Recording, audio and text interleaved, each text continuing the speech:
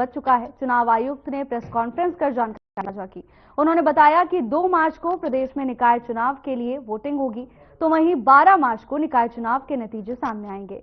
बता दें कि 11 से 17 फरवरी तक नामांकन दाखिल होंगे, जबकि 19 फरवरी तक उम्मीदवार नाम वापस ले सकते हैं। इसी के साथ आदर्श आचार संहिता भी लागू हो गई है। की लिस्ट भी लगाई जाएगी और 9 मार्च 2025 को पोल होगा। तो 1 मार्च से लेकर 7 मार्च तक उनके पास समय रहेगा कैनवेसिंग का, पब्लिक मीटिंग वगैरह के मार्फत। 8 मार्च को नॉन कैनवेसिंग डे रहेगा, डोर टू डोर जा सकते हैं, पब्लिक मीटिंग वगैरह नहीं कर पाएंगे। अगर रीपोल कोई आवश्यक हुआ में वो 11/3 को होगा और काउंटिंग सभी की जो पहले 8 म्युनिसिपल कॉर्पोरेशन और बाकी पहले 7 म्युनिसिपल कॉर्पोरेशन है, 2 बाई इलेक्शंस हैं, सबकी मिला के 12 मार्च को काउंटिंग होगी 8 बजे और उसी दिन रिजल्ट डिक्लेयर कर दिए जाएंगे संबंधित आरओ द्वारा। जब अनाउंस हम कर रहे हैं इसी समय से मॉडल कोड ऑफ कंडक्ट लागू हो जाएगा राज्य में, लेकिन ये उन्हीं एरिया में होगा जो उसका जुरिसडिक्शन है। जैसे कॉर्पोरेशन मान लीजिए करनाल है, तो म्युनिसिपल कॉर्पोरेशन करनाल का जो एरिया है, जुरिसडिक्शन का एरिया है, उतने में ही लागू होगा।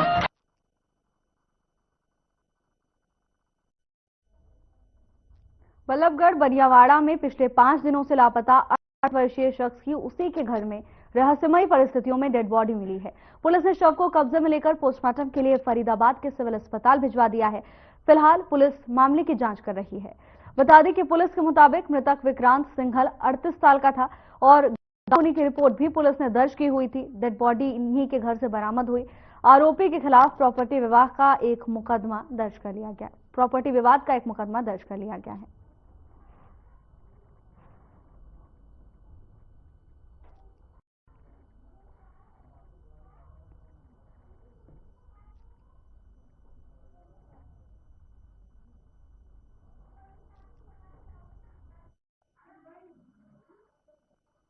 इसका विक्रांत सिंगला नाम, 38 साल, और इसकी हमारे पास मिसिंग की कंप्लेंट आई थी, हमने मिसिंग का पर्चा दर्ज किया। परिवारजन कह रहे हैं कि इनको धमकी मिल रही थी। इसके खिलाफ सेंट्रल थाने में भी FIR दर्ज है, को प्रॉपर्टी विवाद बताया जा रहा है। जांच करेंगे इसके बारे में और ये स्पेशल टीम आ रही है। पोस्टमार्टम कराने के बाद जो बात आगे सामने आएगी तब किसी ने करेंगे।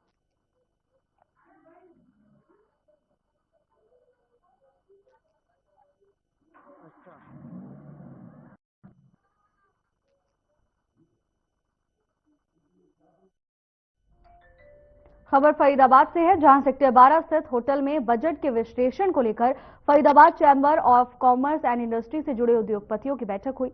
इस बैठक में विभिन्न उद्योगों से जुड़े चार्टर्ड अकाउंटेंट के साथ मिलकर टैक्स पर बातचीत भी की गई। FCCI प्रेसिडेंट HK बत्रा ने जानकारी देते हुए बताया कि इस बैठक में उद्योगपतियों के साथ उद्योगों से जुड़े चार्टर्ड अकाउंटेंट शामिल हुए हैं। बैठक में टैक्स एक्सपर्ट के द्वारा बजट की बारीकियों को भी समझाया गया ताकि चार्टर्ड अकाउंटेंट को काम में परेशानी न आए। बजट में उद्योगों की जुड़े कई प्रकार के बदलाव हुए हैं, जिनकी जानकारी पूरी तरह से होना बेहद जरूरी है।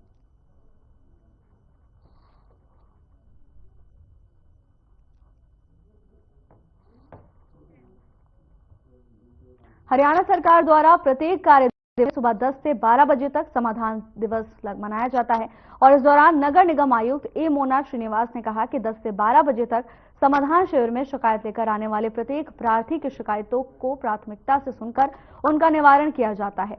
मौके पर ही जल्द से जल्द निपटाने के लिए संबंधित अधिकारियों को दिशा निर्देश भी दिए जाते हैं ताकि प्रार्थी की समस्या को जल्द से जल्द दूर किया जा सके।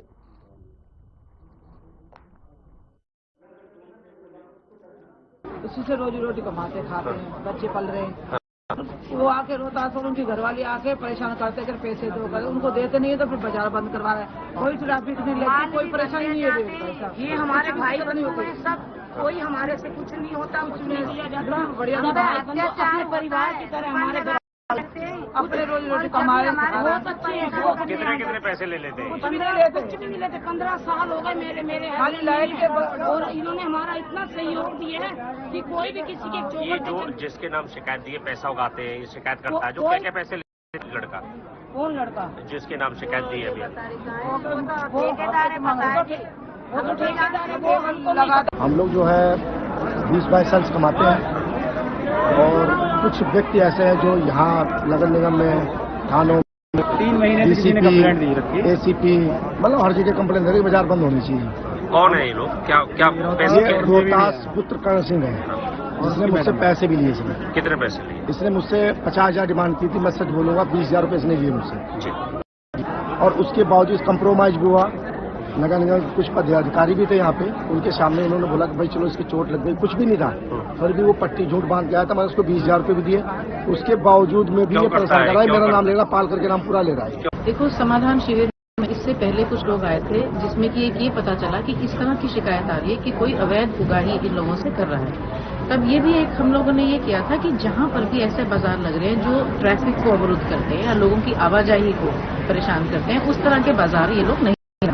आज ये बाजार की तरफ से बहुत सारे लोग आज इकट्ठे हुए हैं। इन्होंने किसी नाम से कुछ लोगों की शिकायत भी दी है जो इलीगली इनसे पैसा एक्सटॉर्ट करते हैं और बदले में इनको बिठाने का काम करते हैं, तो वो भी गलत है। उसको जॉइंट कमिश्नर साहब को कहा है कि ये टेकअप करेंगे उसको अथॉरिटीज के साथ, और उसके साथ ही इनसे कहा है कि एक 10 मेंबर की कमेटी बना के जॉइंट कमिश्नर साहब के साथ बैठ के इसके ऊपर बातचीत करें कि क्या ऐसा तरीका है जिससे कि इस तरह की एक्टिविटी को हम लोग रेगुलेट कर सकें।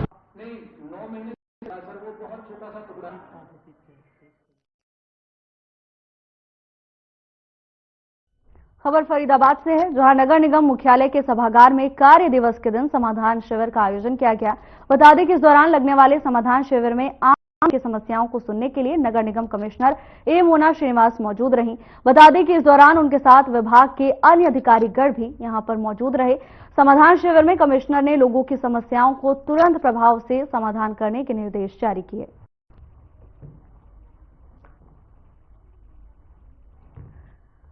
फरीदाबाद में निगम मुख्यालय पर समाधान शिविर का आयोजन किया गया। इस दौरान तमाम वरिष्ठ अधिकारीगण यहां पर मौजूद रहे। कमिश्नर की उपस्थिति भी यहां पर देखी गई।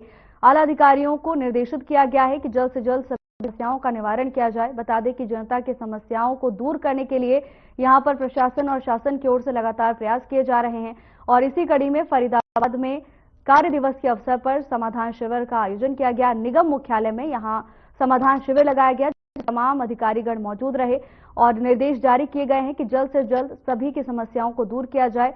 हर किसी की समस्या यहां पर सुनी गई। तमाम विभाग के अधिकारी यहां पर मौजूद रहे।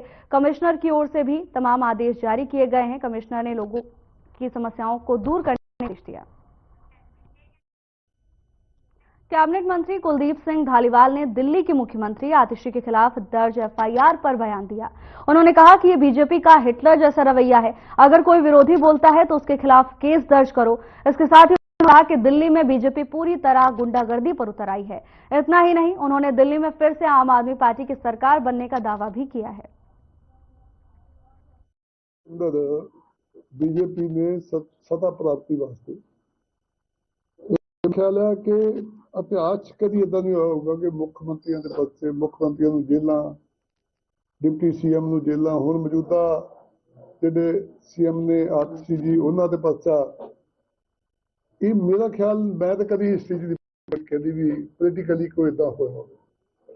ये पहला नवा इतिहास जो बीजेपी ने लिखा एडी वड्डी गुंडागर्दी का, एडी वड्डी बुरशागर्दी का। और असीं राती दिल्ली तो आए हैं, इन्नी नेरगर्दी गुंडागर्दी उत्थे हो रही है और पुलिस भी बेचारी बेबस हो गई। कई पुलिस अफसर मैंने मिले उत्थे, बड़े चंगे पुलिस अफसर कहते साडी बेबसी हो गई करिए। अमेरिका में अवैध रूप से रह रहे भारतीयों को वापस भेजने के फैसले पर राष्ट्रपति डोनाल्ड ट्रंप के इस फैसले पर कैबिनेट मंत्री कुलदीप सिंह धालीवाल ने तीखी प्रतिक्रिया दी। उन्होंने कहा कि अमेरिकी सरकार को अवैध भारतीयों, खासकर पंजाबियों को जेलों में डालने और उन्हें वापस भेजने के बजाय वहीं रखने दे। साथ ही उन्होंने कहा कि पंजाबी युवकों को जेलों में डाले जाने के मुद्दे पर भारतीय विदेश मंत्री से मुलाकात करेंगे और इस मौके पर कुलदीप सिंह धालीवाल ने युवाओं से अवैध रूप से विदेश न जाने की अपील भी की है। मैं पहला तो मैं इस गल का बताई हाँ कि किसी बंदे नूं गैर कानूनी ढंगां दे नाल बाहर नहीं जाना। मैं इन्हां दा मिनिस्टर में कई सैमीनारां दे विच बोलिया, कई कुछ सरकारां दी इन्नियां पॉलिसी ने। अज कल जिहड़ा बच्चा पढ़िया लिखिया, ग्लोबलाइजेशन का युग आ, पूरी दुनिया दरवाजे खोल के बैठी है भी पढ़िया लिखा बंदा आवे। पहला तो ਇਹ ਕਲਚਰ ਜਿਹੜਾ ਕੋਈ ਬੰਦਾ ਸਮੁੰਦਰਾਂ ਦੇ ਵਿੱਚ ਤਰ ਕੇ ਜਾਂਦਾ, ਬਾਰਡਰ ਟੱਪ ਕੇ ਜਾਂਦਾ। ਦੂਜੀ ਗੱਲ ਇਹ ਹੈ ਕਿ ਜਿਹੜੇ ਚਲੇ ਗਏ, ਮੈਂ ਤਾਂ ਮਤਲਬ ਇਹ ਅਮਰੀਕਨ ਗਵਰਨਮੈਂਟ ਨੂੰ ਕਹੂੰਗਾ ਕਿ ਤੁਸੀਂ ਠੀਕ ਹੈ ਅੱਗੇ ਤੋਂ ਬੰਦ ਕਰ ਦਿਓ, ਪਰ ਜਿਹੜੇ ਆਏ ਆਲਰੇਡੀ ਇਹਨਾਂ ਬੰਦਿਆਂ ਨੂੰ ਉੱਥੇ ਸੈਟਲ ਕਰਨਾ ਚਾਹੀਦਾ ਔਰ ਇਹਨਾਂ ਨੂੰ ਪੇਪਰ ਦੇਣੇ ਚਾਹੀਦਾ। ਮੈਂ ਤਾਂ ਇਸ ਗੱਲ ਦੇ ਵਿੱਚ ਹੱਕ ਚ ਮੈਂ ਤਾਂ ਕੱਲ ਅਗਲੇ ਹਫ਼ਤੇ ਸ਼ਾਇਦ ਵਿਦੇਸ਼ ਮੰਤਰੀ ਦਾ ਟਾਈਮ ਮਿਲ ਜਾਏ।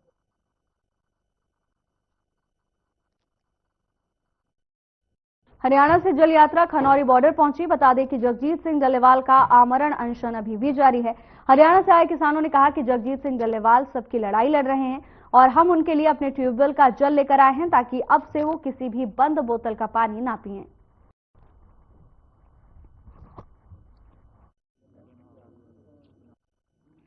आज अमृत से जमीन और जल को बचाने के लिए किसान आंदोलन चला है, जिसकी अगुवाई सरदार जगजीत सिंह डल्लेवाल कर रहे हैं और जिन्होंने सत्याग्रह करते हुए आज 71 में प्रवेश किया है।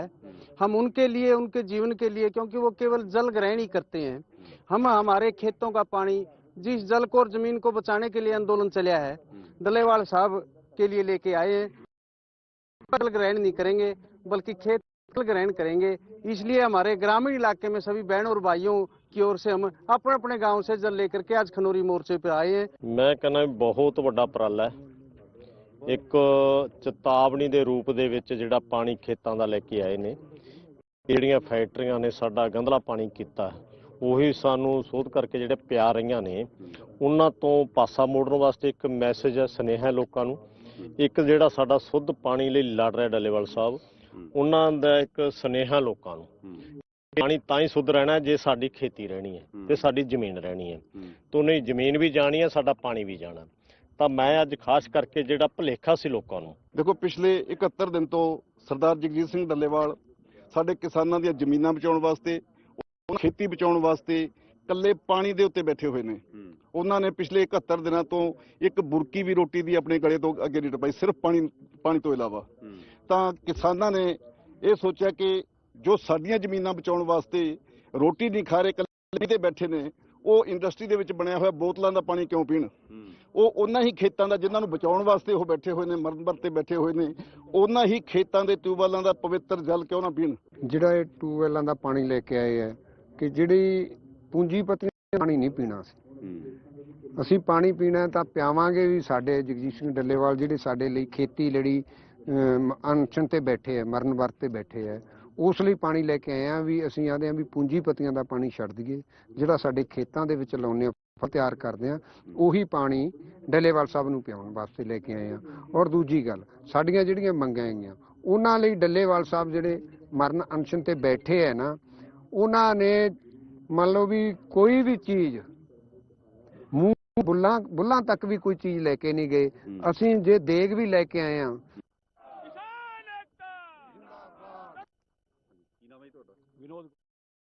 पंजाब में व्यापारियों को फोन कर रिश्वत मांगने का सिलसिला लगातार जारी है। अमृतसर से एक बार फिर ऐसा ही मामला सामने आया, जिसमें एक कारोबारी को लखबीर सिंह लांडा के नाम से फिरौती के लिए धमकी भरे मैसेज भेजे गए, जिस पर पुलिस ने कार्रवाई करते हुए जांच की और विदेश में बैठे गैंगस्टर्स के इशारे पर रैकेट चला रहे 3 लोगों को पुलिस ने गिरफ्तार कर लिया है। एक आरोपी के पास से एक पिस्तौल, पासपोर्ट और तमाम हथियार बरामद किए गए हैं। पुलिस मामले की जांच में जुटी हुई है।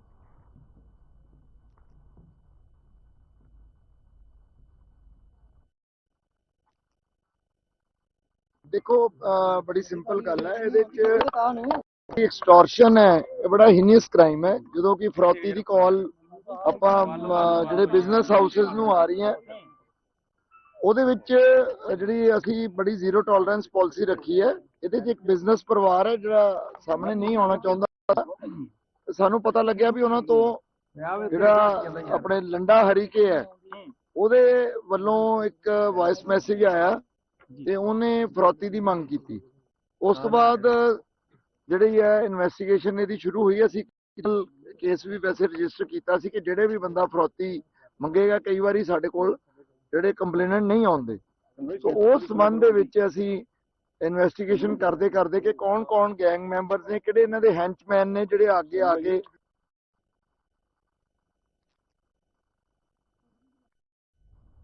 खबर अमृतसर से है, जहां एक शादी समारोह के दौरान एक महिला से सोने और नकदी से भरा पर्स चुराने वाले आरोपी को पुलिस ने गिरफ्तार कर लिया है।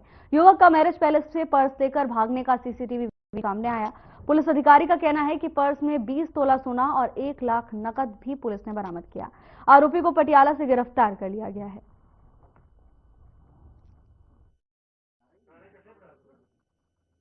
आज दी प्रेस कॉन्फ्रेंस मुकदमे ਨੂੰ ਲੈ ਕੇ ਹੈ। ਇਹ ਮੁਕਦਮਾ 12 ਜਨਵਰੀ ਨੂੰ ਮੁਕਦਮਾ ਨੰਬਰ 3 ਥਾਣਾ ਵੱਲਾ ਨੇ ਰਜਿਸਟਰ ਕੀਤਾ ਸੀ। ਇਹਦੇ ਵਿੱਚ ਦਾ ਫੋਰੈਸਟ ਰਿਸੋਰਟ ਆਪਣਾ ਵੱਲੇ ਥਾਣੇ ਦੇ ਵਿੱਚ ਪੈਂਦਾ ਮੈਰਿਜ ਪੈਲੇਸ, ਉਹਦੇ ਵਿੱਚ ਜਿਹੜੀ ਬਰਾਤ ਆਈ ਸੀਗੀ ਉਸ ਤੋਂ ਕੋਈ ਗੁੰਡੇ ਆ ਕੇ ਬਰਾਤ ਦੇ ਵਿੱਚ ਸ਼ਾਦੀ ਦੇ ਵਿੱਚ ਚੋਰੀ ਕਰਕੇ ਸਮਾਨ ਇੱਕ ਪਰਸ ਲੇਡੀ ਦਾ ਲੈ ਕੇ ਚਲੇ ਗਏ ਸੀ। तो मुदई मुकदमा ने सानू दस्सिया कि उस पर्स दे विच कुछ सोना ते कैश उन्हां दा जिहड़े मुंडे सीगे चोरी करके लै गए। ते जदों सानू इन्फॉर्मेशन मिली तो साडे SHO जतिंदर जी दे उनकी टीम एकदम हरकत विच आके उन्होंने कैमरे कुमरे देखे ते कैमरा दे विच सानू पता लग्या कि ये अगे अगे जाके ये शायद इन्हां दी जिहड़ा फोन सीगा ओहदी लास्ट लोकेशन बंद हुई सीगी बस स्टैंड दे नेड़े। तो सानू लग्या कि बस स्टैंड जाके बस लैके किते होर तुर गए होने।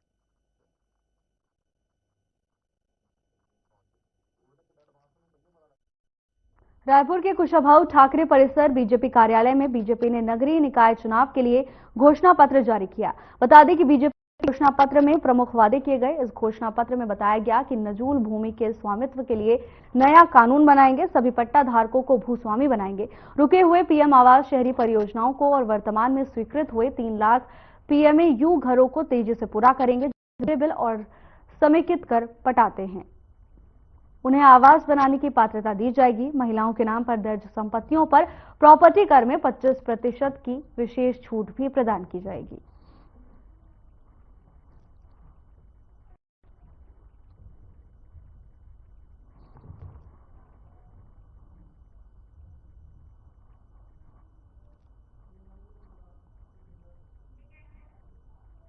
निकाय चुनाव के लिए पीसीसी चीफ दीपक बैज ने पीसी, जिसमें उन्होंने प्रदेश कांग्रेस अध्यक्ष दीपक बैज ने बीजेपी के घोषणा पत्र को झूठ का पुलिंदा करार दिया।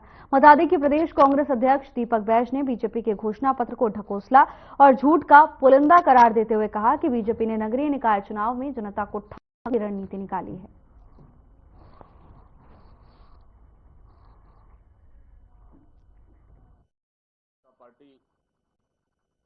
कल भारतीय जनता पार्टी की घोषणा पत्र आया। घोषणा पत्र को देखेंगे तो पूरी तरह से ढकोसला और झूठ का पुलिंदा है।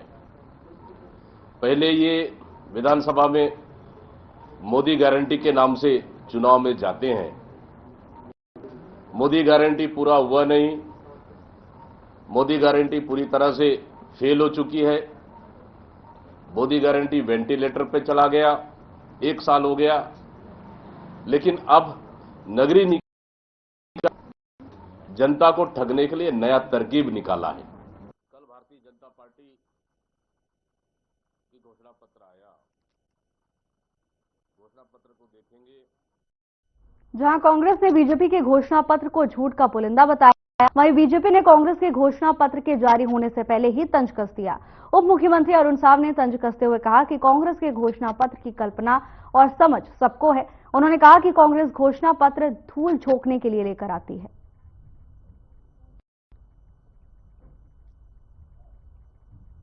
वादों में से एक भी वादा पूरा नहीं किया। देखिए, कांग्रेस के घोषणा पत्र के बारे में सबको कल्पना है, सबको अंदाज है, सबको समझ है।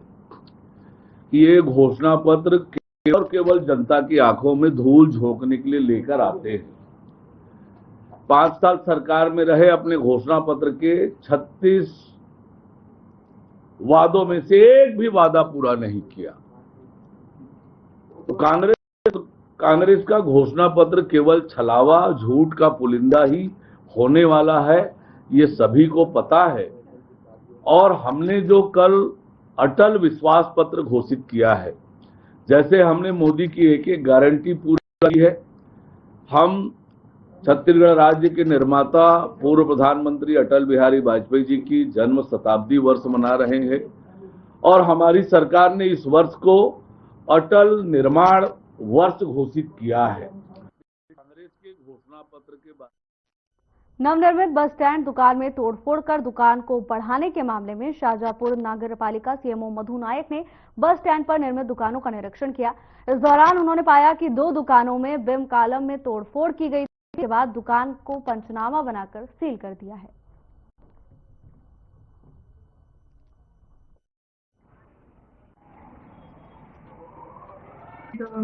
का मैंने निरीक्षण किया था तो वहां पर मैंने देखा कि कुछ दुकानों में अंदर की तोड़फोड़ कर रहे हैं, बीम को भी तोड़ दिया था। तो उन दुकानों को मैंने सील किया है, 2 दुकानों को सील किया है आज, और उन पे कार्रवाई भी करेंगे। दुकान का नाम कोई दिलीप भाव सर है।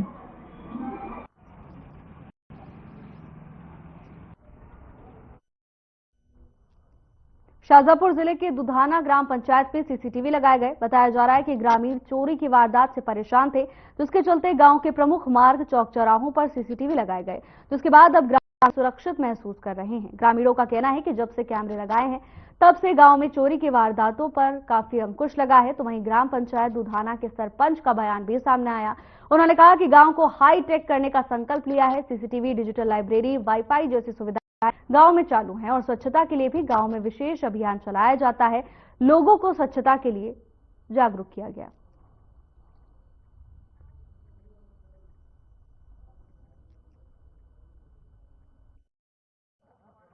सारी सुविधा मिली है और ग्राम पंचायत दुधाना में सीसी कैमरे लगे हैं, वाईफाई लगे हैं। 1 महीना हो गया, अभी तक चोरी नहीं हुई।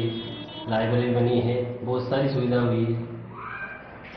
हमने ग्राम पंचायत को स्मार्ट पंचायत बनाने के लिए अभी 2.5 किलोमीटर में सीसी कैमरे लगाए हैं और हमारे गांव में आए दिन असामाजिक तत्वों द्वारा कई प्रकार की घटना घटाने का काम करते थे, जैसे चोरी वगैरह। तो उसको देखते हुए हमने सुरक्षा की दृष्टि से सीसी कैमरे लगाए हैं। और एक मुख्य कारण ये है कि ग्राम पंचायत दुधाना से शासकीय दुधाना 1 किलोमीटर की दूरी पे है, जहाँ पर बच्ची पढ़ने जाती है। पूर्व में 1-2 बार घटना हुई, ताकि अब वो घटना ना घटे और वो सीसी कैमरे की निगरानी में रहे, ताकि भविष्य में से दोबारा घटना न घटे। हमारे गांव में काम बहुत सराहनीय है जी का। लाइब्रेरी बनाई है बच्चों के लिए और बैठक के लिए, कैमरे की सुविधा करी है, वाईफाई की सुविधा करी है, जो कि अभी तक मेरे हिसाब से तो पूरे एमपी में कोई पंचायत में नहीं है। ये चीजें हैं। बाकी सरपंच साहब और भी गांव के लिए बहुत तरक्की के जो रास्ते निकाल रहे हैं। और उसके बाद कुछ चीजें सरपंच साहब ने हमें भी क्या करना है आगे गांव को, मतलब हो सकेगा जितना क्लियर करने की कोशिश सरपंच साहब कर रहे हैं। जब से हमारे सरपंच साहब राकेश जी सरपंच साहब बने, जब से हमारे गांव में बहुत उन्नति हुई है और अच्छा काम चल रहा है और हमारे सबकी गरीबों की सुन रहे हैं और हमारा काम बिल्कुल दौड़ के कर रहे हैं। हमें कोई दिक्कत नहीं है, हमारा काम बढ़िया कर रहे हैं और सरपंच हमारे बहुत अच्छा आदमी है। हमारे गांव को, पूरे गांव को फायदा पड़ रहा है हर चीज में, सब समय से हर लोगों की सुनते हैं।